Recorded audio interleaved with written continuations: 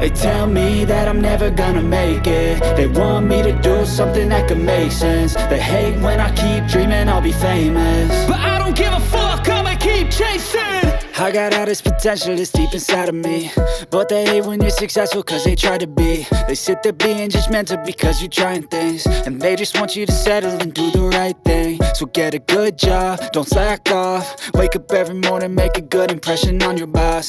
Don't do anything that I wouldn't do, and when you're making money, make sure you don't spend it too soon. Fuck that, I'll do what I wanna do. I got a different path from everyone, and that includes you. Who are you to tell me how to live life? In these times it feels like nobody's right, yeah. So I'ma figure out what else we succeed, and then invest all of my time into that and proceed. I need whatever the hell could make me happy, and I don't think you have a clue what could that be. They tell me that I'm never gonna make it. They want me to do something that could make sense. They hate when I keep dreaming I'll be famous, but I don't give a fuck, I'ma keep chasing.